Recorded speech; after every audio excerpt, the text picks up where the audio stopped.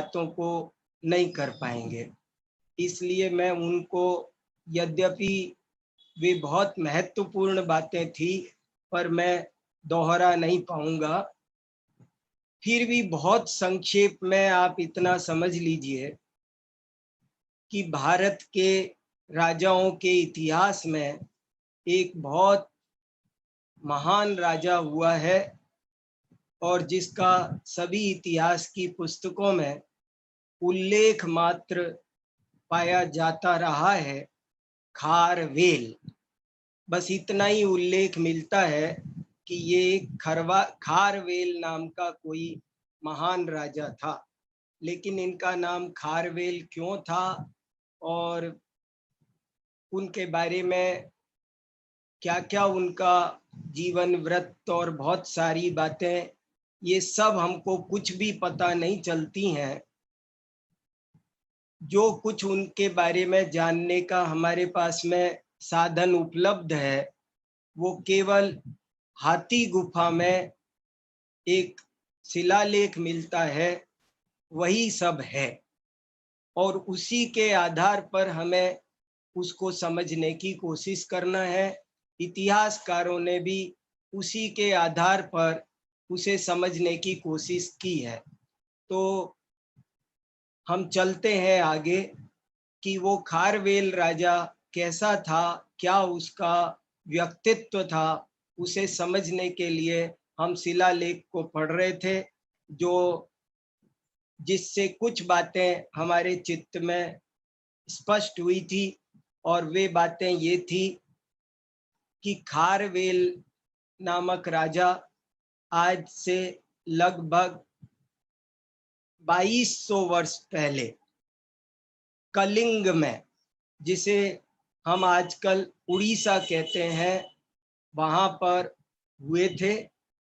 और उनकी रानी का नाम सिंधुला था, जो स्वयं भी बहुत वीरांगना और बहुत ही धर्मात्मा श्राविका थी।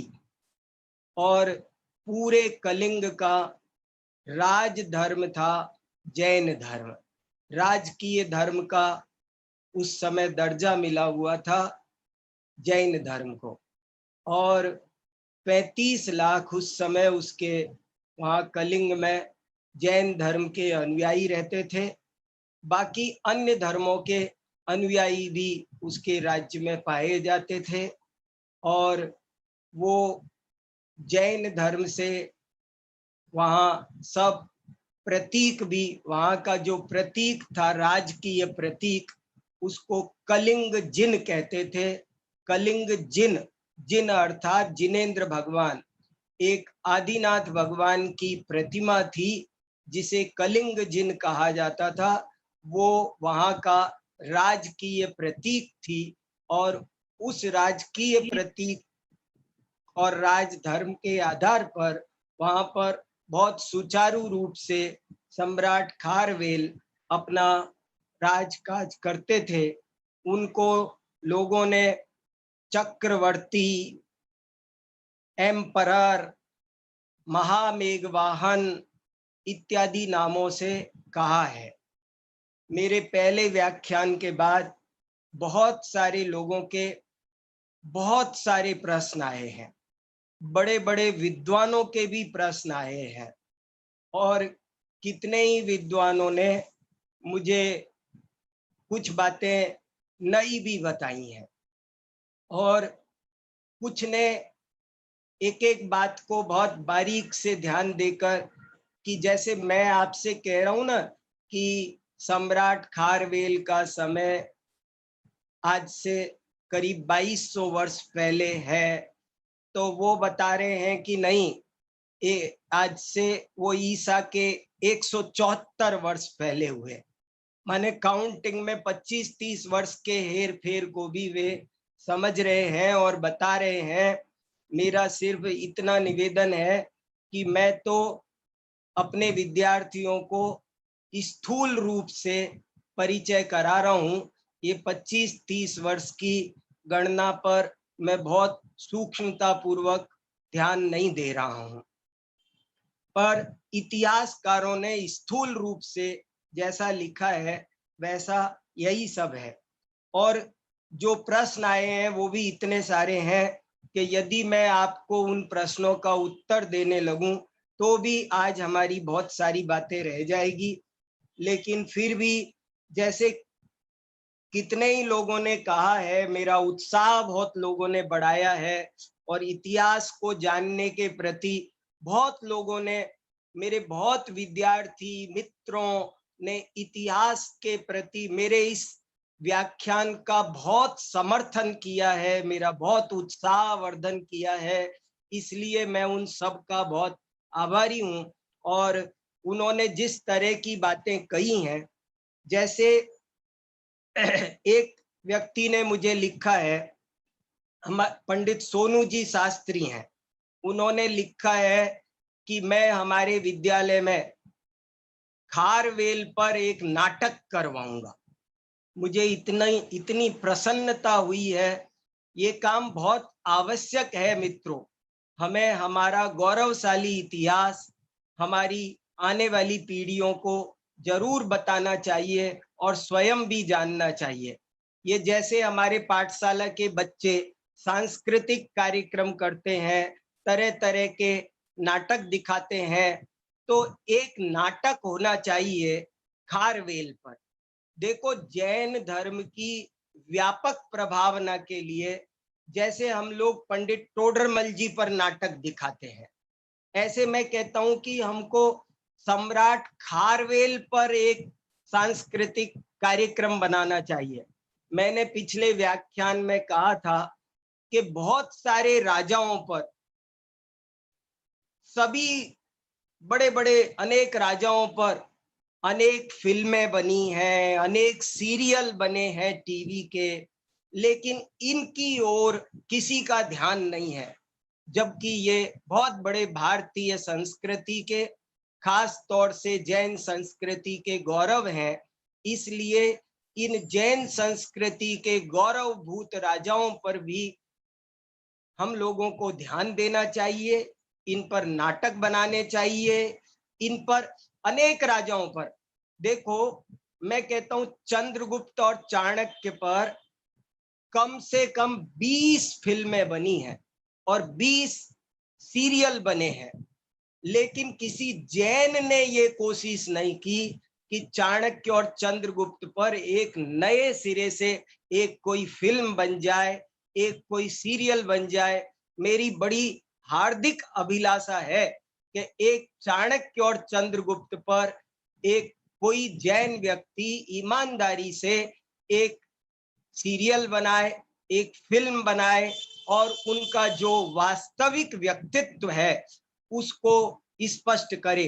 जैन राजाओं की मेरे पास में बहुत विशाल जानकारी है। मैं आपको कभी आपको अमोघ वर्ष, जिसको कोई जानता नहीं, अमोघ वर्ष कितना प्रतापी जैन राजा हुआ है, कभी हम एक बार अमोघ वर्ष पर आपको सुनाऊंगा।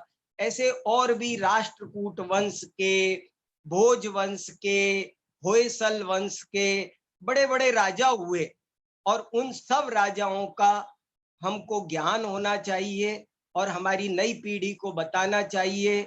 उन पर छोटे छोटे नाटक बनाना, उन पर छोटे छोटे सीरियल बनाना, फिल्में बनाना, ये बहुत आवश्यक और अनिवार्य काम है।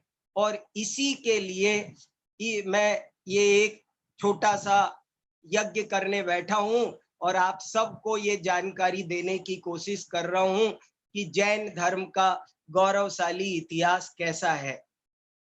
मेरे से बहुत सारे मित्र पूछ रहे हैं कि ये सब बातें आपको कैसे पता चली, आप कैसे पढ़ते हैं, जैन इतिहास के लिए हम क्या करें, हम कैसे पढ़ें। तो मैं आपको बताता हूँ कि ऐसी कोई जब इच्छा होती है तो सामग्री अपने आप बहुत मिल जाती है। जरा देखिए, एक ये पुस्तक है मित्रों, प्रमुख ऐतिहासिक जैन पुरुष और महिलाएं। जैन इतिहासकारों में डॉक्टर ज्योति प्रसाद जैन का नाम उल्लेखनीय है और उनकी ये पुस्तक है प्रमुख ऐतिहासिक जैन पुरुष और महिलाएं। इसकी सॉफ्ट कॉपी भी मिलती है, पीडीएफ मिलती है। जो लोग कंप्यूटर से पढ़ सकते हो वे उस पीडीएफ से पढ़ सकते हैं। हार्ड कॉपी चाहिए तो ये भारतीय ज्ञानपीठ से छपी हुई है, इसको पढ़ा जा सकता है। इससे आपको क्या इतनी गजब की किताब है कि आपको एक एक पंक्ति पढ़ते जाएंगे और रोमांचित होते जाएंगे, रोमांचित होते जाएंगे। एक किताब ये देखिए, ये किताब है भारतीय इतिहास एक दृष्टि। ये भी भारतीय ज्ञानपीठ से मैंने छपवाई है और डॉक्टर ज्योति प्रसाद जी जैन ने लिखी है। तो ये भी किताब बहुत गजब की किताब है। ऐसी एक नहीं 25-30 किताबें हैं। ये देखो, एक ये भारतीय इतिहास कोश है, गवर्नमेंट से छपा हुआ है और इसमें प्रामाणिक रूप से किताबें हैं। भारत सरकार के प्रकाशन विभाग से कई किताबें निकली है। एक किताब निकली है विश्व सभ्यता और मानव संस्कृति, गजब की किताब है। उड़ीसा के राज्यपाल थे विश्वंबर नाथ पांडे। विश्व सभ्यता और मानव संस्कृति, उस किताब में जैन धर्म का प्राचीन इतिहास, उस किताब में लिखा है कि यूनान में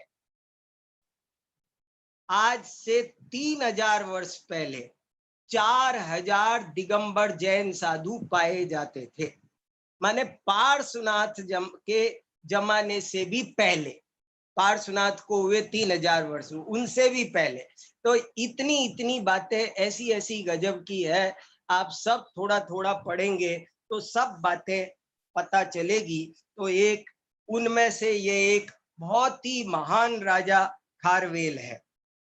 एक व्यक्ति ने मुझे लिखा है और एक हमारे विद्वान डॉक्टर राकेश कुमार जी शास्त्री नागपुर वालों ने मुझे कहा है कि ये जो खारवेल की मैंने 17वीं पंक्ति पढ़कर सुनाई, उस पंक्ति के आधार पर उन्होंने कहा है कि हमें ऐसा लगता है कि आचार्य कुंद कुंद को जो हम प्रथम शताब्दी में कहते हैं, वे हो सकता है कि खारवेल के जमाने में हुए हों, माने और 150 वर्ष पहले वे हुए होंगे, ऐसा उनको लग रहा है।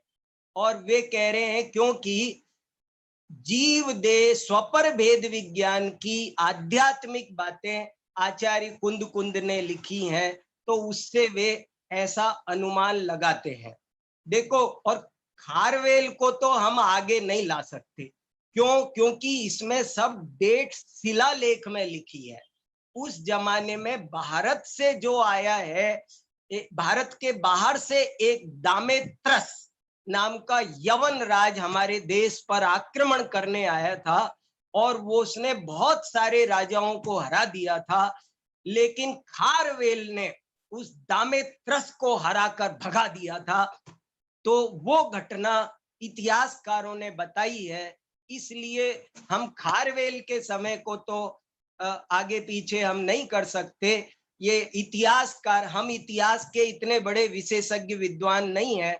बड़े बड़े इतिहासकारों ने खारवेल का समय सुनिश्चित किया है, लेकिन आचार्य कुंद कुंद का समय अवश्य इस बात पर सोचा जा सकता है कि आचार्य कुंद कुंद हो सकता है प्रथम शताब्दी की बजाय ईसा से भी और 150 वर्ष पहले हुए हों, ऐसा हो सकता है। मैं कुछ नहीं कह सकता, एक संभावना व्यक्त कर रहा हूं और इतने बड़े विद्वान ने की है तो आपके सामने चिंतन के लिए रख रहा हूं, सोचा जाए। देखो भैया, ये तो सोचने की बातें हैं। देखो, आपको एक बात सुनाता हूं बहुत अच्छी। ये जो खारवेल के शिलालेख का उद्धार कब से हुआ, और शुरू में कोई इसको नहीं जानता था। ऐसे ही सब हमारा मुगल काल में हम सब अंधकार काल में जी रहे थे, किसी को होश ही नहीं था। लेकिन हम कब से जानने लगे, जरा देखो आप, मैं आपको कुछ इंपॉर्टेंट बात बताता हूं। अंग्रेजों ने इसमें बहुत बड़ी भूमिका अदा की, बहुत सहयोग किया। और उन्होंने क्या सहयोग किया वो जरा आप थोड़े से विद्वानों के नाम सुनो, कितने लोगों ने इस पर मेहनत की है और कैसे। एक पादरी स्टर्लिंग थे, उन्होंने सबसे पहले इसे छेड़ा। फिर प्रिंसेप थे, उन्होंने ब्राह्मी पढ़ी और फिर सीखी, उस पर मेहनत की। डॉक्टर राजेंद्र लाल ने 1880 में इसका टूटा फूटा छोटा सा अर्थ छापा। जनरल कनिंगम ने 1877 में फिर थोड़ा सा काम, और ये सारी रिपोर्ट काशी प्रसाद जायसवाल जी ने अपने एक लेख में लिखी है। फिर एक कोई पंडित भगवान लाल इंद्र जी ने 1885 में थोड़ा सा काम किया। देखो आप नाम नाम तो सुनो, इनके नाम लेने से हमको बहुत हमारी जिह्वा पवित्र होगी, इनके प्रति हमारी श्रद्धांजलि है। देखो एक विंसेंट स्मिथ है, सर एडवर्ड है, पंडित राखाल दास बैनर्जी है।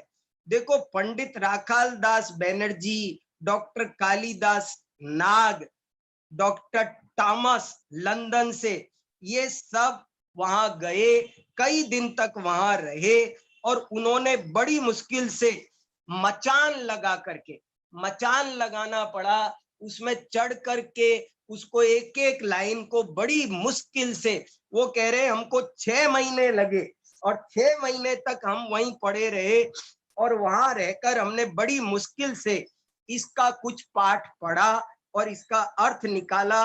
और बिहार उड़ीसा से जो एक रिसर्च जर्नल निकलता है उसमें 1917 में थोड़ा सा उसकी छाया प्लेट के वो बना करके, ब्लॉक बना करके छापे और वो अर्थ निकाला और नीचे लिखा हमको क्षमा करना, हम कुछ नहीं पढ़ सके, आगे इस पर विद्वान मेहनत करें, ऐसी प्रार्थना करते हैं। फिर इसके बाद देखो प्रोफेसर लैनमन अमेरिका से आए और उन्होंने राय हीरालाल बहादुर को लिया साथ में और वे फिर वहां पर गए। अब देखो कैसे लोगों ने मेहनत की और कब जाकर के आज जो आप चीज सुन रहे हैं ना, आपको पका पकाया माल मिल गया और तब भी हम मेहनत नहीं कर रहे, और इन लोगों ने कैसे जान लगा लगा करके मेहनत की। फिर प्लास्टर ऑफ पेरिस से इसको एज इट इज उतरवाया गया। राखाल दास बैनर्जी और काशी प्रसाद जायसवाल 1919 में दोबारा वहां गए, दोनों ने मिलकर पाठ को दोहराया और फिर देखो उन्होंने, हमने सबसे पहली बार वहां पर यवन राजा दामेत्रस का नामोल्लेख देखा तो हम बहुत आश्चर्यचकित हुए और हम इसके पीछे पड़ गए और 10 वर्ष हमको लगे और 10 वर्ष में जाकर बाद में पंडित नाथूराम प्रेमी, मुनि जिन विजय, ये लोग इससे जुड़ गए और जुड़ करके उन्होंने, काशी प्रसाद जायसवाल कह रहे हैं, मैं उनका वचन सुना रहा हूं आपको, कि मैं उस सब से उत्साहित होकर जैसा मुझसे बन सका वैसा मैं हिंदी उल्था सहित सभा की पत्रिका में प्रकट करता हूं। जैन विद्वानों से और दूसरे विद्वानों से मेरा विनम्र निवेदन है कि वे मेरी भूलों को सुधारें और मुझे सूचित करें। मुझे आशा है कि मेरी प्रार्थना निष्फल नहीं जाएगी और ये लेख काल कवलित होने से बच जाएगा। जो भी इसके पंडित हों, मैं सबकी सहायता का प्रार्थी हूं। तो इस तरह उन्होंने लिखा। देखो उन्होंने एक और बहुत इंपॉर्टेंट बात लिखी है। एक मित्रों, एक विंसेंट स्मिथ थे, क्या नाम, विंसेंट स्मिथ, इन्होंने एक किताब लिखी थी, ये अंग्रेज विद्वान है। देखो आप इस शिलालेख का महत्व देखो। विंसेंट स्मिथ ने एक किताब लिखी थी जो उस जमाने की बेस्ट सेलर किताब थी और उस किताब का नाम था हिस्ट्री ऑफ इंडिया, भारत का इतिहास। तो जब ये शिलालेख का उद्घाटन हो गया, इसका अर्थ सामने आ गया, तो विंसेंट स्मिथ ने कहा कि मैं इन सारी किताब को नष्ट करता हूं और दोबारा लिखता हूं। वो किताब बदल दी उन्होंने बोले मैंने तो भारत का इतिहास गलत लिख दिया था, भारत का सही इतिहास अब लिखूंगा। माने इस शिलालेख में ऐसी क्या बात थी कि जिसके कारण एक इतने बड़े विद्वान को अपनी इतिहास की किताब रिवाइज करनी पड़ गई। तो ये ऐसे ऐसे बहुत सारी बातें हैं। और वो दामेत्रस की बात, और एक बात, पतंजलि ऋषि ने महाभाष्य में इसका उल्लेख किया है। इससे सिद्ध होता है कि खारवेल, हाथी गुफा और ये कलिंग जिनकी बातें सारी की सारी पतंजलि जो पाणिनि के टीकाकार है वो पतंजलि से भी पुराने हैं। कैसी गौरव की बातें हैं। ब्रह्मचारी हेमचंद जी ने जो लिखा है वो बात सही है। यहाँ पर साफ साफ आया कि घटना ईस्वी सन 175 वर्ष पूर्व की है। मैं आपको 200 ऐसे ही राउंड फिगर बना के लिख रहा हूं। और फिर लेकिन कुछ लोगों ने ऐसी गलती की है, मेरे पास जो आए हैं, कुछ लोगों ने ऐसा समझा है कि ये जो चंद्रगुप्त नंद वाली परंपरा है उसी में खारवेल हुआ है। ये भूल आप ना करें। देखो कलिंग में जो राज परंपरा चल रही है वो अलग है, और मगध में जो राज परंपरा चल रही है, मगध माने पाटलिपुत्र, पाटलिपुत्र माने पटना, यहाँ पर राज परंपरा चलती थी। सबसे पहले नंद वंश चलता था, और उससे भी पहले यहाँ पर राजा श्रेणिक राज्य करता था। राजा श्रेणिक को इतिहास में बिंबसार कहा जाता है। राजा श्रेणिक की परंपरा में धीरे धीरे आगे बढ़ करके फिर जब नंद वंश आया, नंद वंश के बाद में वो वहां पर चंद्रगुप्त मौर्य बैठा। ये कलिंग से अलग परंपरा है और ये इसमें डिस्टेंस भी अलग अलग है। जो चंद्रगुप्त का बेटा हुआ वो बिंदुसार था। चंद्रगुप्त मौर्य का बेटा बिंदुसार, बिंदुसार का बेटा हुआ अशोक। और चंद्रगुप्त तो चले गए चंद्रगिरी पर्वत पर, वहां दीक्षा ले ली। और चंद्रगुप्त का जो पोता था, पोता, पोता माने अशोक, अशोक ने, अशोक भी वहां चंद्रगिरी गया था। और चंद्रगिरी जाकर, जो लोग नहीं गए हैं वे चंद्रगिरी पर्वत पर श्रवण बेलगोला में बाहुबली भगवान का जो पर्वत है वो विंध्यगिरी है, और विंध्यगिरी पर्वत के ठीक सामने एक दूसरा पर्वत है वो चंद्रगिरी है। उस चंद्रगिरी पर्वत पर अशोक ने एक बहुत बड़ा मंदिर बनाया है, और उस मंदिर का नाम है चंद्रगुप्त वसदी। और वहां पर शिलालेख लिखा हुआ है कि मैं अपने दादा की स्मृति में ये मंदिर बना रहा हूं। अभी बहुत से लोग आपको ऐसे कहने वाले भी मिलेंगे कि अशोक तो बौद्ध था। मैं इस बारे में भी संतुष्ट नहीं हूं। देखो बीच में कुछ काल बौद्ध रहा हो ये मान सकता हूं। युवावस्था में किसके कदम नहीं बहकते, बहुतों के कदम बहक जाया करते हैं। तो अशोक बहुत गर्म खून का, कुछ ऐसी स्थितियां बनी हैं। लेकिन अशोक बौद्ध था, जैन धर्म को नहीं मानता था, ये समझना बिल्कुल गलत है। बहुत सारी बातें हैं। तो ऐसे उसकी चर्चा मैं अभी नहीं छेड़ता हूं क्योंकि मेरा ये प्रकरण रह जाएगा, वो हम बाद में करेंगे।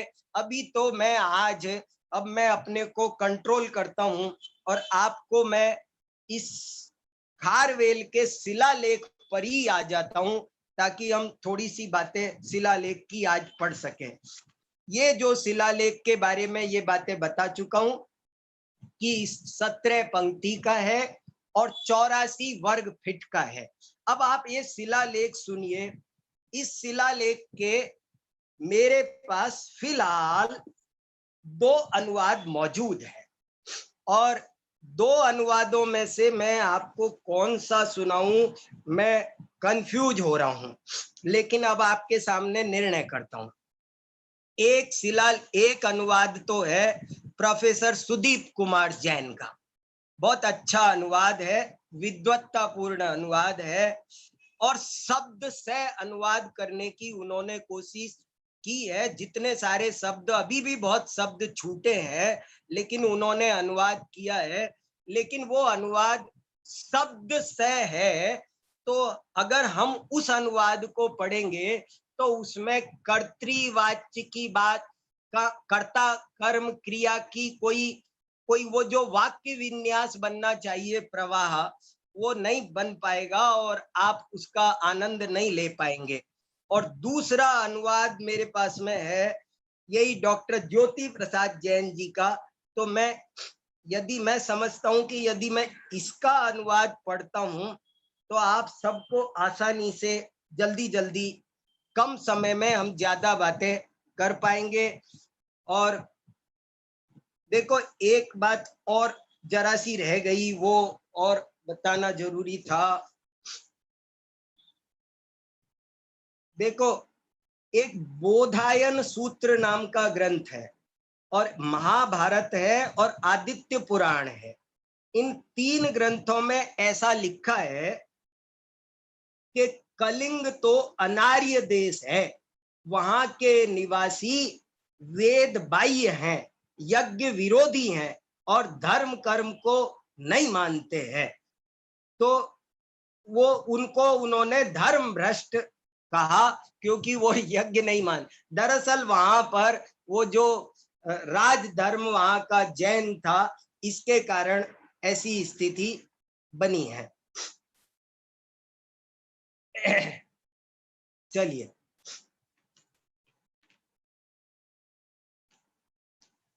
ये बहुत बढ़िया किताब है। ये जो ज्योति प्रसाद जी की किताब है, इसकी पीडीएफ मैंने मंगा ली है लाइब्रेरी से। आप सबको मैं भेज सकता हूं, आप सब देखिएगा। तो बहुत सारी बातें, मैं पेज नंबर 67, 68, 69, 70, 71, 72 पर इसका बहुत अच्छा सुंदर वर्णन है। तो चलते हैं थोड़ा, आप एक दफे अब थोड़ा शिलालेख सुनिए। ओरिजिनल भी पढ़ने का मेरा मन कर रहा है। एक दफे फिर से हम शुरू करते हैं शिलालेख। नमो अरिहंतानम, नमो सव्व सिद्धानम। देखो शिलालेख कहां से प्रारंभ हो रहा है। ऐरेण महाराजेन महामेघवाहनेन चेदी राजवंश वदनेन पसत शुभ लक्षणेन चतुरंत लुठंत गुण उपेतेन कलिंगाधिपतिना श्री खारवेलेन पंदरस वसानी श्री कडार शरीरवता कीडिता कुमार कीडिका ततो लेख रूप गणना व्यवहार विधि विशारदेन सव विद्यावदातेन नववसानी योवरजम पसादितम संपूर्ण चतुर्विशीति वसो तदानी वद्वान सेयसो वेनाभिविजयो ततीये कलिंग राजवंश पुरुष युगे महाराजाभिषेचनम पापुनोति। अब देखो, और ये भी बता चुका हूं कि ये पूरा शिलालेख प्राकृत भाषा में है और ब्राह्मी लिपि में है। ये शिलालेख क्यों महत्वपूर्ण है? आप लोगों को लेख लिखना चाहिए और जगह जगह अखबारों में इसका प्रचार प्रसार करना चाहिए कि ये तो इस शिलालेख का महत्व मैं पिछले व्याख्यान में बता चुका हूं। भारतीय इतिहास की दृष्टि से, जैन इतिहास की दृष्टि से, प्राकृत भाषा की दृष्टि से, ब्राह्मी लिपि की दृष्टि से, और नाना प्रकार के राजा प्रजा के संबंधों की दृष्टि से, एक आदर्श राजा के कर्तव्यों की दृष्टि से। और एक बात बताऊं, इस शिलालेख में ये 17 पंक्ति का शिलालेख तो है। कहाँ गया? ये शिलालेख तो है, लेकिन जो ये शिलालेख है ना, देखो ये अब अगर आपको दिखता हो तो ये शिलालेख है। ये शिला, ये 17 पंक्ति का बड़ा। अब ये देखो, ये एक बना हुआ है, एक ये बना हुआ है। ये क्या है? ऐसे साइड में बहुत सारे छोटे छोटे प्रतीक चित्र बने, जैसे ये स्वस्तिक है, ये श्री है, माने नाना प्रकार के ऐसे ऐसे प्रतीक चिन्ह बने हैं कि जिनसे जैन संस्कृति पर बहुत सुंदर प्रकाश डलता है। तो उनका भी अध्ययन किया जाए, सांस्कृतिक दृष्टि से भी ये शिलालेख बहुत महत्वपूर्ण है। चलिए, तो और ब्राह्मी, कितनों ही ने मेरे से ये पूछा है कि ब्राह्मी लिपि हम कैसे पढ़ें। तो मैंने आपको बताया, ये हमने ब्राह्मी लिपि को सीखने के लिए ये ब्राह्मी लिपि प्रवेशिका एक बनाई है, और इसकी भी पीडीएफ मौजूद है। जिनको चाहिए मैं पीडीएफ भेज सकता हूँ। आप ब्राह्मी लिपि बच्चों की तरह, इसमें बच्चों की तरह चित्र बना बना करके हमने सारी ब्राह्मी लिपि बता रखी है। देखो, एक एक अक्षर के हमने बच्चों जैसे चित्र, ऐसे आम से सब, तो ये भी आप देख सकते हैं। और इस तरह से ब्राह्मी लिपि थोड़ा सीखने की प्रेरणा मिले, थोड़ी प्राकृत भाषा सीखने की प्रेरणा मिले। और इतने बड़े राजा, सबसे बड़ी बात सुनो, इतने बड़ा राजा होकर के भी अध्यात्म विद्या विशारद, ये एक गजब की बात है। तो वो अध्यात्म विद्या विशारद हम सबको बनने की प्रेरणा मिले। जल में कमल, हमारे राजा कैसे होते थे, कैसे कैसे क्या क्या उनका स्वरूप होता था, बहुत गजब है। कई प्रश्न इस तरह के भी लोगों ने आए हैं, मैं अभी उन पर भी अभी कंट्रोल करता हूं। तो इस पहली पंक्ति में क्या लिखा है कि मैंने कि सम्राट खारवेल ने, मैंने नहीं लिखा है, श्री खारवेले ना, कि श्री खारवेल ने 15 वर्ष तक कुमार क्रीड़ा की, और उसके बाद में लिपि विद्या, रूप विद्या, गणना विद्या, गणित शास्त्र सीखा, व्यवहार शास्त्र सीखा, विधि शास्त्र सीखा, नाना प्रकार की अन्य सभी विद्याओं को सीख कर युवराज पद को सुशोभित किया। इसके बाद में जब वे 24 वर्ष के पूरे हुए, तब उन्होंने उनका महाराज पद पर अभिषेक हुआ। फिर अभी उसके बाद क्या क्या हुआ, तो वो कहते हैं कि अभिषित मतो पढ़ में वसे, अभिषेक होने के बाद प्रथम वर्ष में उन्होंने क्या क्या काम किया, वो मैं आपको अभी आगे बताता हूं। मैं अभी इंपॉर्टेंट शब्द आपको सुनाता हूं। देखो, अब थोड़ा थोड़ा सा आप अनुवाद सुन लो इसका। अरिहंतों और सर्व सिद्धों को नमस्कार हो। चैत्र राज्यवंश की प्रतिष्ठा के प्रसारक, प्रशस्त एवं शुभ लक्षणों से युक्त, चारों दिशाओं के आधार स्तंभ, अनेक गुणों से विभूषित, कलिंग देश के अधिपति महाराज मेघवाहन आर्य खारवेल श्री द्वारा यह लेख अंकित कराया गया, जिन्होंने अपने कांत प्रतापी पिंगल वर्ण, देखो, किशोर शरीर द्वारा 15 वर्ष पर्यंत कुमार क्रीड़ाएं की। देखो, खेलने का, इस सब का। एक व्यक्ति ने ये भी प्रश्न पूछा है कि आपने कालिदास का उल्लेख किया, आदर्श राजा बताए, यौवन में भी आपने सही सवेभ्यस्त विद्या नाम यौवने विषयिणाम, तो क्या यौवन में विषय सेवन आवश्यक है? देखो भैया, छल ग्रहण नहीं करो, मेरा सिर्फ इतना सा अभिप्राय है कि जो बड़े लोग होते हैं वे अपने साथ जुल्म नहीं करते, जबरदस्ती नहीं करते, अपने साथ बलात्कार नहीं करते। स्वाभाविक इच्छाएं जो हैं और उन पे जैसे जैसे वे उनके साथ में डील कर सकते हैं वैसे करते हैं। भगवान ऋषभ देव के बारे में उनके पिता ही सोचते थे कि ये तो शादी नहीं करेगा, लेकिन उन्होंने तुरंत हाँ की, तो हम करेंगे। तो जो संयम धारण कर सकते हो उनको मैं थोड़ी कह रहा हूं कि नहीं करना चाहिए, लेकिन नहीं कर सकते हो उनको जबरदस्ती अपने साथ अत्याचार नहीं करना चाहिए। संयम सहज ही जीवन में आना चाहिए। जबरदस्ती कष्टों में और परिणाम खराब करके संयम धारण करना अच्छी बात नहीं है। बड़े बड़े राजा सहजता पूर्वक ही सब काम करते थे। तो देखो, तो कैसे कैसे उन्होंने कुमार क्रीड़ा की। तदनंतर लेखन, मुद्रा, चित्रकला, गणित, व्यवहार, धर्म, राजनीति और शासन व्यवस्था आदि समस्त विद्याओं में पारंगत होकर 9 वर्ष तक युवराज पद से शासन किया।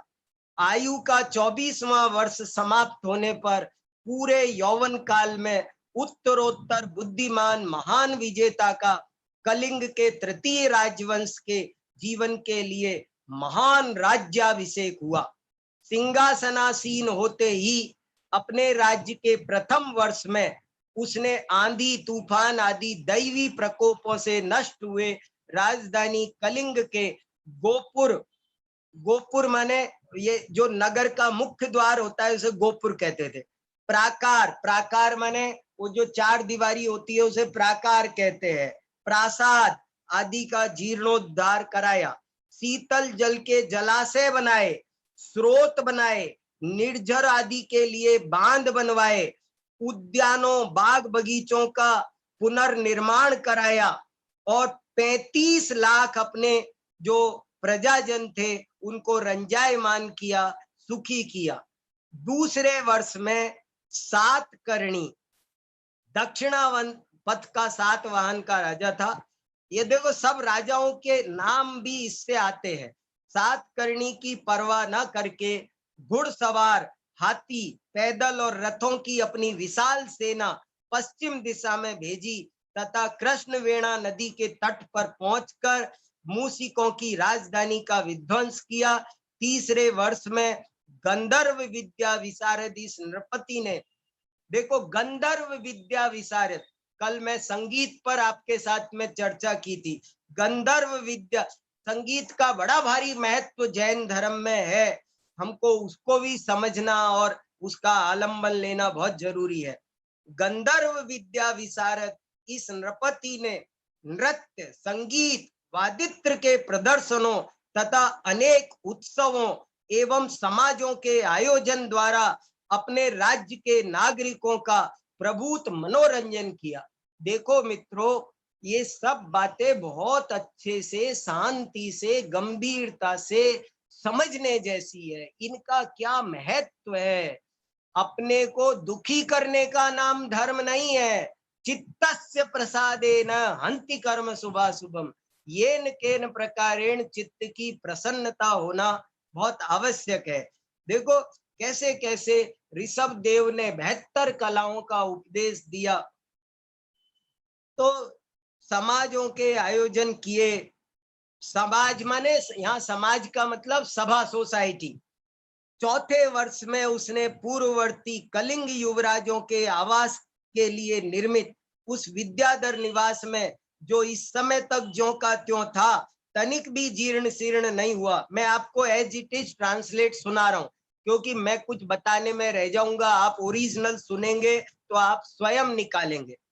निवास करते हुए उन रट्ठिक और भोजक राजाओं से रत्नों की भेंट लेकर अपने चरणों में नमस्कार कराया। मैंने आपको ये चित्र दिखाया था। खारवेल ने ये उड़ीसा में, देखो कहाँ, पूर्व में उड़ीसा में वो रहता था, और वो कहाँ तक गया, नीचे आया तो मदुरई तक गया। खारवेल का शासन मदुरई तक चलता था, और इधर ऊपर गया तो ये रास्ता लिखा है, पटना आया, पटना से मथुरा गया, मथुरा से तक्षशिला तक जो अभी पाकिस्तान है, वहां तक खारवेल का शासन चलता था। तो ऐसा ये खारवेल का पूरा ये चित्र है। ये चित्र हम लोगों को बार बार छपाओ, बताओ पत्रिकाओं में, तब ना कोई काम होगा। ये जरूरी काम है। चलिए, तो कैसे कैसे उसने किया। फिर 5वें वर्ष में उसने उस नहर को राजधानी तक निकलवाया, नहरें बनवाई, और महावीर निर्वाण संवत, देखो वीर निर्वाण संवत लिखा हुआ है इसमें दोस्तों, अब आपको देखना है। वीर निर्वाण संवत 103 में नहर खुदवाई गई। ये बहुत ऐतिहासिक दृष्टि से बड़े काम का है, आपको कोई ठग नहीं सकता। सब कुछ इसमें लिखा हुआ है, कोई डेट बदल नहीं सकता। हमारे कब से जैन दर्शन का क्या प्रभाव कहाँ रहा, सब इसमें लिखा हुआ है। 6ठे वर्ष में अपना राज्य ऐश्वर्य चरितार्थ करने के लिए इस नृपति ने अपनी प्रजा के कर माफ कर दिए, दीन दुखियों से दया का वर्ताव किया, उनको सुखी और संतुष्ट बनाया और पौर जनपदों पर सैकड़ों हजारों विभिन्न प्रकार के अनुग्रह किए। ग्राम पंचायत बनाई, देखो उस जमाने में पंचायत बनाई, व्यावसायिक निगम बनाए और प्रशासनिक श्रेणियां तैयार की। ओहो, वो उनके लेवल तैयार किए। फिर देखिए 7वें वर्ष में उसकी रानी ने, जो बंग देश के, रानी कौन थी ये भी देखो, बंग देश के वज्रधर राज्य की राजकुमारी थी। उसके 8वें वर्ष में महाराज खारवेल ने विशाल सेना के साथ उत्तरापथ की विजय यात्रा की। उत्तरापथ समझ गए, मथुरा, उत्तर भारत। और पर भीषण युद्ध करके राजगृह नरेश को किया। सम्राट खारवेल के भय से यवन राज दामेत्रस, मध्य एशिया का यूनानी राजा था ये, और इसने उस समय भारत पर आक्रमण किया था। अपनी समस्त सेना, युद्ध सामग्री और वाहन आदि को वहीं का वहीं छोड़कर पीठ मोड़ के भाग गया। ये खारवेल का प्रताप था। फिर मथुरा पहुंचकर कल्प वृक्ष तुल्य व राजाधिराज खारवेल अपने समस्त अधीनस्थ राजाओं, अश्व गज रथ सैन्य सहित सब गृहस्थों द्वारा पूजित स्तूप की पूजा करने गया। बताओ, मथुरा में उसने, मथुरा में स्तूप है बहुत बड़ा, जिसका प्रतीक ये भारतीय ज्ञान पीठ की किताबों पे मिलता है ना, ये नाणम पयास है, ये प्रतीक, ये मथुरा का स्तूप है। वो मथुरा के स्तूप की जम्बू स्वामी मोक्ष जा चुके थे। क्या इतिहास है, हम लोगों को कहीं कुछ पता ही। उस जम्बू स्वामी के भूमि की इन्होंने पूजा की, खारवेल ने, देखो तो सही देखो, और पूजा करके वहां पर सभी याचकों को दान दिया, ब्राह्मणों को भरपेट भोजन कराया, अरहंतों की पूजा की। जब 9वां वर्ष आया, 9वां वर्ष मतलब उसके राज्य का 9वां वर्ष, उसने कलिंग की प्राचीन नदी, कहा जाता है कि गोदावरी की बात हो सकती है, नाम नहीं लिखा यहाँ पर, उसके दोनों किनारों पर 38 लाख मुद्रा व्यय करके महाविजय प्रासाद नाम का अति सुंदर एवं विशाल राजमहल बनाया। देखो उस समय 48 लाख मुद्रा से एक प्रासाद बनाया। 10वें वर्ष में उसने सेनाओं को विजय यात्रा के लिए, देखो 8वें वर्ष में वो मथुरा आया, 9वें वर्ष में उसने राजमहल बनाया, 10वें वर्ष में वो अब दूसरी तरफ गया, अब तक्षशिला की तरफ गया। परिणाम स्वरूप उसके सब मनोरथ पूरे हुए। 11वें वर्ष में वो अब दक्षिणापथ गया, दक्षिण देश की तरफ गया, दिग्विजय का चक्र चल रहा है। और विथुंड नगर कोई था, यहाँ नाम लिखा है, या तो पढ़ने में नहीं आ रहा है, उसमें उसने हल चलवाए और 113 वर्ष से संगठित चले आए तमिल राज्य को छिन्न भिन्न किया। 12वें वर्ष में सम्राट खारवेल ने अपने आक्रमण द्वारा उत्तरापथ के राजाओं में आतंक उत्पन्न कर दिया, अस्त व्यस्त कर दिया। ये सुनो ध्यान से, मगध की जनता में भारी भय का संचार कर दिया और अपने हाथियों को लेकर, घोड़ों को लेकर गंगा नदी में पानी पिलाते हुए निकाला और उन्हें मगध का जो गांगेय नामक राजप्रसाद था, दरवाजा तोड़कर, दुर्ग तोड़कर सीधा अंदर घुस गया और अंदर घुसकर वहां जो मगध राज था उसको पकड़ लिया। मगध राज ने उसके चरणों में प्रणाम किया और खारवेल ने कहा, हमारी मूर्ति कैसे लेकर आए? और वो जो कलिंग जिन वहां थे, उन कलिंग जिन की प्रतिमा को वो वहां से वापस ले गए। साथ में वहां के राजा ने मूर्ति तो दी, बहुमूल्य रत्नों आदि का बहुत ढेर सारा उपहार भी दिया। फिर बहुत सारे उपहार कलिंग जिन और विजित संपत्ति के रूप में प्राप्त अपार धनराशि को लेकर उसकी विजय पताका के साथ आगे बढ़ा और आगे बढ़कर रत्न आदि सैकड़ों बहुमूल्य पदार्थ लेकर वो वापस लौटता है। उसी वर्ष उसने मदुरई के पांड्य नरेश से भेंट की और वहां से भी बहुत सारे उपहार प्राप्त किए। राज्य के 13वें वर्ष में राजर्षि ने कुमारी पर्वत पर, मैं बहुत डिटेल कर सकता हूं, छोड़ रहा हूं, 13वें वर्ष में क्या किया वो सुनने लायक है कि अरहंतों की पुण्य स्मृति में निषिद्धकाएं निर्माण कराई जो कि निर्माण लाभ कर चुके थे। तपोधन मुनियों के आवास के लिए उसने गुफाएं बनवाई, स्वयं उपासक के व्रत ग्रहण किए। और देखो, स्वयं जब वो 13वें वर्ष में था, आप समझो कितने वर्ष का हो गया, जब वो 38 वर्ष का था तो उसने अणुव्रत लिए मुनि महाराजों से और अरहंत मंदिर के निकट एक विशाल मनोरम सभा मंडप बनवाया। उसमें एक बहुमूल्य रत्न जटित मानस स्तंभ बनवाया। उस मानस स्तंभ में के समीप सभा मंडप में देखो बहुत बड़ा सभा मंडप बनाया। सभा मंडप के आगे एक रत्नों का मानस स्तंभ बनाया। और सुनो आप गजब, अब मैं आपको, ये तो इतनी अच्छी पंक्ति है कि मैं ओरिजिनल सुनाऊंगा, पर आपको पहले हिंदी अनुवाद सुन लो, आप पूरा होने वाला है। सुकृत सुविहित ज्ञानी तपस्वी श्रमणों का सम्मेलन कराया जो चारों दिशाओं से दूर दूर से उसमें सम्मिलित होने के लिए पधारे थे। इस महामुनि सम्मेलन में राजर्षि खारवेल ने भगवान की दिव्य ध्वनि में उच्चरित शांतिदायक भवरोग नाशक, ओहो क्या गजब की बातें हैं, द्वादशांग श्रुत का पाठ कराया जो कि महावीर संवत, देखो वीर संवत का उल्लेख, आपको एक और बात बताऊं गजब की,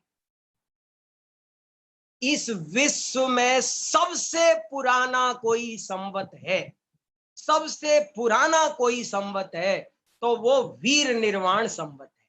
विक्रम संवत, ईसा शक संवत दुनिया भर के सब बाद के हैं।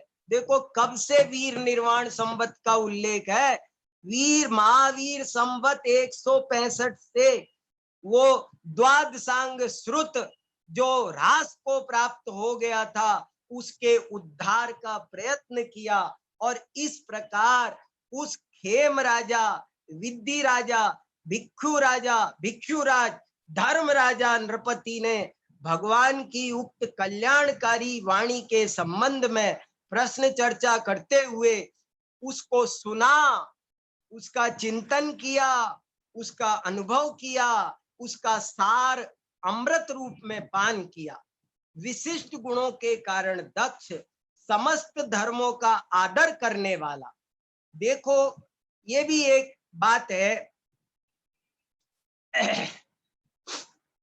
कितनी गजब की बात है। ओहो, सम्राट खारवेल के बारे में क्या लिखा, वहां पर वो समस्त धर्मों का आदर करने वाला था। समस्त धर्मों का आदर करने वाले पर आप लोग सोचो समझो क्या कहना चाह रहे हैं। अरे देखो, अगर मैं क्या बोलूं, कोई दूसरा राजा होता है ना किसी दूसरे धर्म का, उदाहरण के तौर पर यूं समझ लो कोई मुस्लिम शासक हो और वो कह दे कि हमारे राज्य का, हमारा राज धर्म इस्लाम है, तो वो क्या करता है कि सबसे जबरदस्ती इस्लाम अपनाना पड़ेगा, सबको इस्लाम, सबको मुसलमान बनना पड़ेगा। बनते हो कि नहीं, तलवार की दम पर बनाएगा। खारवेल ने ऐसा नहीं किया। खारवेल खुद जैन था, पूरे वहां के 35 लाख लोग बहुत सारे जैन थे, प्रतीक जैन था, सब कुछ था, लेकिन वहां पर दूसरे धर्म के अनुयायी भी रहते थे और बड़े प्रेम से रहते थे, सुरक्षित रहते थे, निर्भय रहते थे, धर्माराधना करते थे। जैन राजा कभी किसी को दबाने में, जबरदस्ती कोई धर्म अपनाओ, इसमें कोई विश्वास नहीं करते थे। क्या जैन धर्म उपदेश में विश्वास करता है, आदेश में नहीं। हम समझाने में विश्वास करते हैं, जबरदस्ती नहीं। धर्म का क्षेत्र जबरदस्ती का नहीं है। दूसरे धर्मों का मैं क्या बताऊं, मैं रोमांचित हो रहा हूं। मुझे नींद में भी यही चल रहा है, यही स्वप्न आ रहे हैं, यही पढ़ रहा हूं, यही सुन रहा हूं, यही सुना रहा हूं। मेरी जिह्वा पवित्र हो रही है खारवेल का नाम मात्र उच्चारण करने से। देखो, समस्त धर्मों का आदर करने वाला, गजब गजब गजब।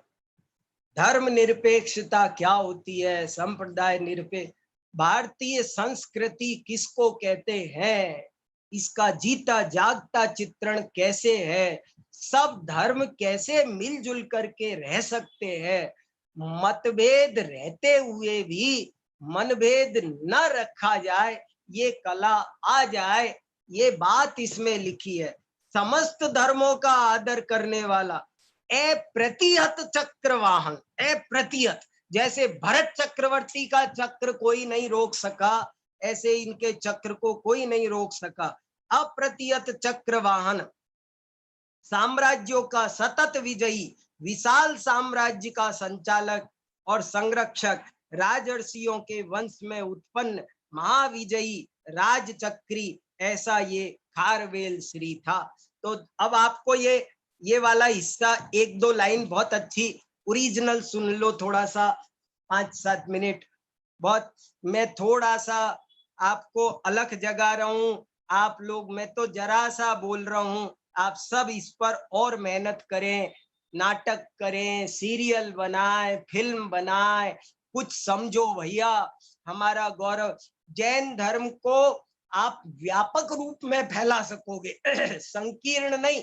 यदि खारवेल पर नाटक किया जाए तो व्यापक प्रभावना हो सकती है। देखो, ओरिजिनल देखो आप,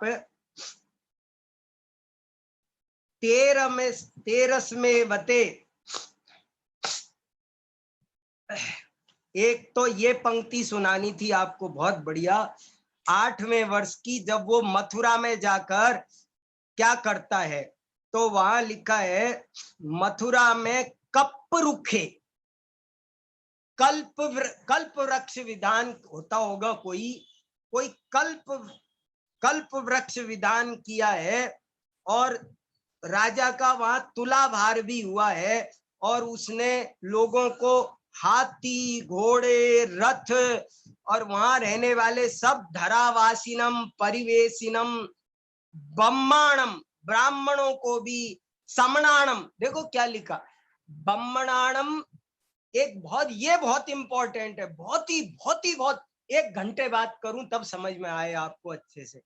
ब्रह्माणम समणाणम, जैसे नदी के 2 किनारे होते हैं, ऐसे ही भारतीय संस्कृति अनादि से नदी के 2 किनारों की तरह चली आई है। एक को ब्राह्मण, एक को श्रमण। ये ऋषि मुनि की संस्कृति, ब्राह्मण ब्रह्माणम समणाणम, समय ही नहीं इनकी चर्च। और कैसे काम करता था वो, साम दंड दंडी साम, ये 10वीं पंक्ति में आया। भरतवत्स पठाणम, पूरे भारतवर्ष का राजा बन गया। मही जयन, मही जयन, मही जयन माने पूरी पृथ्वी को, भारतवर्ष की पूरी पृथ्वी को पर उसने विजय प्राप्त की। और ये भारतवर्ष ही वो नाम है जिसको देखने के लिए नेहरू जी, राजेंद्र प्रसाद गए थे, और उसके बाद हमारे देश का नाम भारतवर्ष हुआ। फिर अंतिम पंक्ति बहुत इंपॉर्टेंट है, उस पर घंटों चर्चा करने लायक है। तो वो भी आप सुन लो, हमारे पास समय तो नहीं, पर सुनो आप गजब से। देखो, तेरस में बसे सुपवत विजय चक्के, कुमारी पर्वते अरहते पक्षीण संसिते काय निशी दियाए, पापणव केई राजभिमतानि चिन्वितानि वासासितानम, पूजानुरत उपवासग खारवेल सिरीना, जीव दे सिरी का परीक्षिता। ये तो गजब पंक्ति है। खारवेल सिर्फ कहने का नाम का जैन नहीं था, नाम का धर्मात्मा नहीं था। मैंने आपको ये चित्र दिखाया ना, वहां पर एक चित्र ये मिलता है, ये खारवेल राजा का चित्र है, और ये नग्न मुनि है पीछी कमंडल। तो राजा खारवेल अंत में मुनि भी बनता है। कहने को वो छोटा राजा नहीं है, नाम का जैन नहीं है, जिसने राज को अपने जीवन में उतारा। तो कैसे उतारा, उसने कह रहा है कैसे मैंने जीवन में उतारा। तो सबसे पहले जीव देह सिरी का परीक्षिता, पहले मैंने शरीर और आत्मा का भेद विज्ञान किया, फिर सकल समण सुवितानम सब दिशानम, सब दिशाओं से सारे श्रमण पधारे। और एक और गजब की बात आई है, एक गजब की बात ये आई है कि वो जो हजारों श्रमण आए वहां पर उस समय, तो वो हजारों श्रमण कैसे थे। एक शब्द लिखा है, यानिनम यतिनम तपस्विनी इसिनम। 4 तरह के मुनि महाराज थे। कोई ऋषि था, कोई मुनि था, कोई अनगार था। ऋषि, मुनि, यति, अनगार, 4 तरह के मुनि होते हैं। हम लोगों को पता ही नहीं, बहुत से लोग नहीं जानते। मुनि 4 तरह के होते हैं, ऋषि, मुनि, यति, अनगार। तो कौन कौन होते हैं कि देखो, कि जो सामान्य साधु है उसको तो अनगार कहते हैं, और जो ऋषि कौन होते हैं, रिद्धि प्राप्त साधु हो उनको ऋषि कहते हैं। देखो, सामान्य साधु को अनगार कहते हैं, रिद्धिधारी साधुओं को ऋषि कहते हैं। ये मैं आपको चारित्र सार पेज नंबर 45 से सुना रहा हूं। भिक्षवो चतुर्विधा भवन्ति, अनगारा मुनयो ऋषय, तत्र अनगारा सामान्य साधवा उच्यन्ते, यतय उपस। यति किसे कहते हैं, जो उपसम छपक श्रेणी में चढ़ रहे हो उनको यति कहते हैं।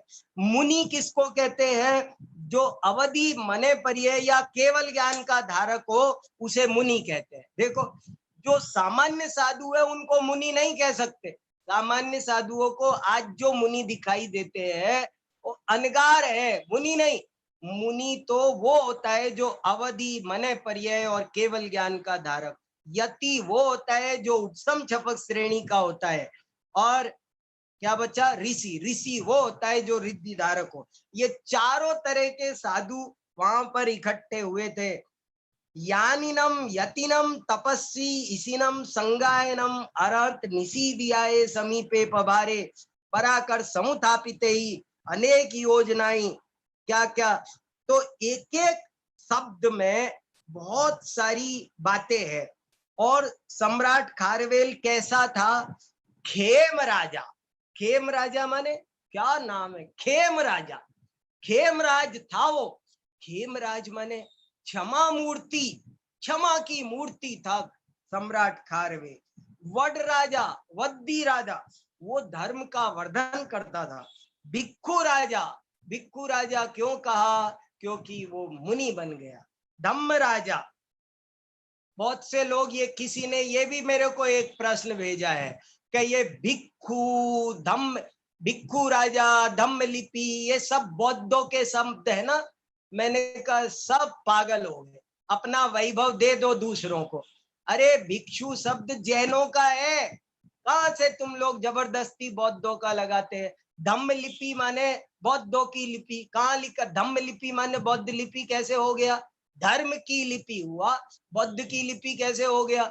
तो बहुत से लोग आज भी हमारे यहाँ जैन मंदिर अहिंसा स्थल पर बहुत लोग आते हैं और बाद में हम कहते कहते थक गए, अखबारों तक में छाप देते हैं, वहां बुद्ध भगवान की मूर्ति के भी दर्शन करने गए और वो बुद्ध की थोड़ी है, महावीर की है।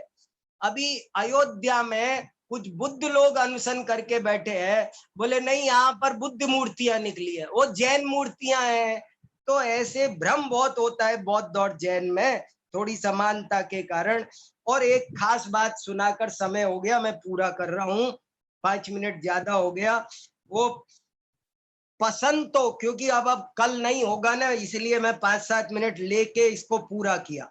पसंतो धर्म को पश्यन्तः श्रवणन्तः अनुभवन्तो, जैसे लिखा ने शुद्ध परिचिदानुभूदा, के धर्म की कथा, एकत्व विभक्त आत्मा की कथा कभी सुनी नहीं, कभी परिचय नहीं किया, कभी अनुभव नहीं किया।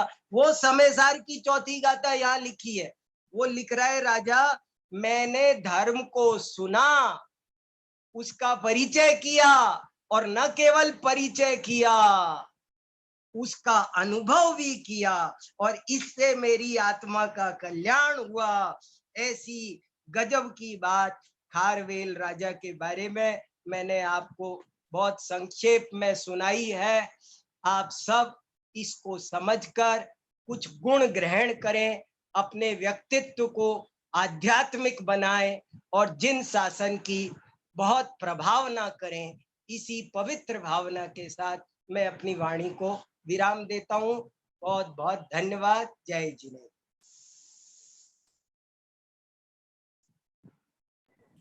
अभी हम सभी लोगों ने आदरणीय वीर सागर जी भाई साहब के द्वारा खारवेल के हाथी गुफा शिलालेख के संबंध में चर्चा सुनी और वास्तव में बहुत सारगर्भित चर्चा थी, जिसका सीधा सीधा निष्कर्ष ये था कि जैन धर्म उपदेश में विश्वास करता है, आदेश में विश्वास नहीं करता, समझने में विश्वास करता है, समझाने में विश्वास नहीं करता है।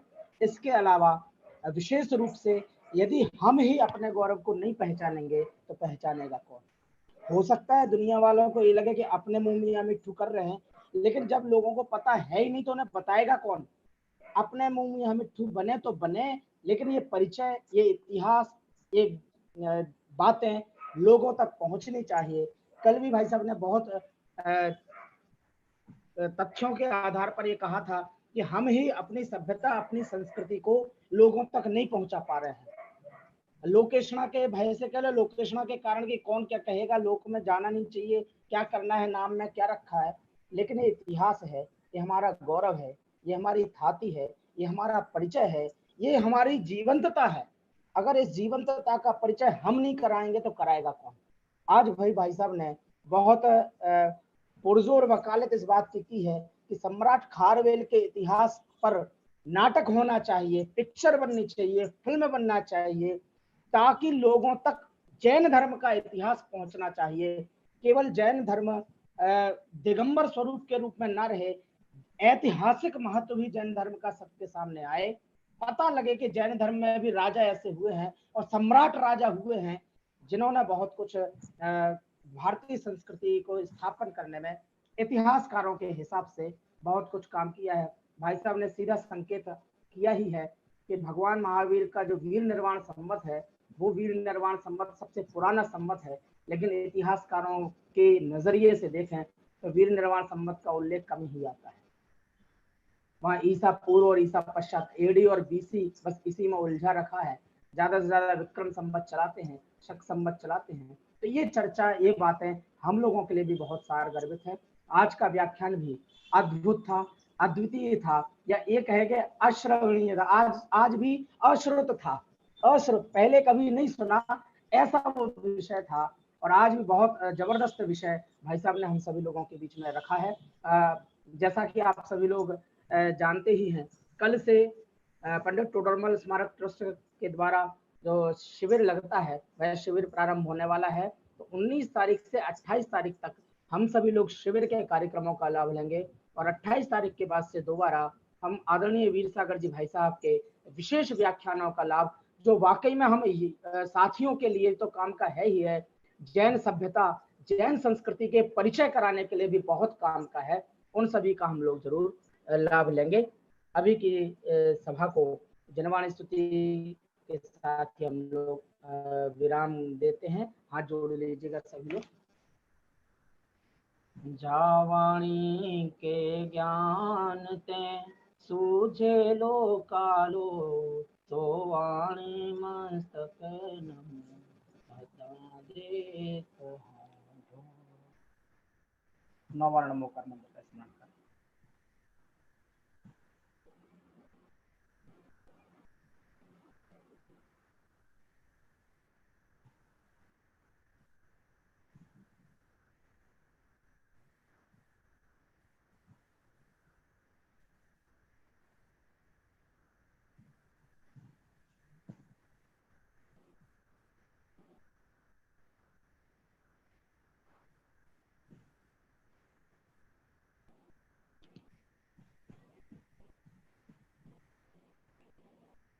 आज का जो सायंकालीन कार्यक्रम है वो जैसा है वो वैसा का वैसा यथावत ही चलेगा। और आज की सभा दोपहर की सभा को यहीं पर विराम देते हैं। सभी को सादर जय जय।